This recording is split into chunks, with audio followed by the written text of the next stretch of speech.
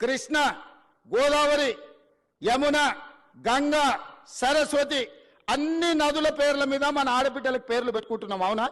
మన ఇంట్లో ఆడబిడ్డ పుడితే కృష్ణానో, కావేరో, గోదావరో, సరస్వతో, గంగానో అని నదుల పేర్లు మన బిడ్డలకు పెట్టుకుంటున్నాం. ఏ తండ్రి అయినా ఆయన బిడ్డకు మూసి అనే పేరు పెట్టుకున్నాడా? ఇన్ని నదుల పేర్లు, పవిత్రమైన నదుల పేర్లు మన ఆడబిడ్డలకు పెట్టుకున్నప్పుడు మూసి అనే రివర్ పేరు ఏ తండ్రి అయినా బిడ్డకు పెట్టుకున్నాడా? ఎందుకు పెట్టుకోలే? ఆ మూసి కంపు కొడుతుంది కాబట్టి, మూసి మురిగిపోయింది కాబట్టి, మూసిలో విషం చిమ్ముతున్నది కాబట్టి ఆ విషము, ఆ కంపు, ఆ మురికి మా బిడ్డల పేర్లు పెట్టుకోవద్దని తల్లిదండ్రులు ఏదైతే అనుకుంటున్నారో ఆ మూసి మురికిని ప్రక్షాళన చేయాలనుకుంటున్నా నేను. ఆ మూసిని నిర్మాణం చేయాలనుకుంటున్నా నేను.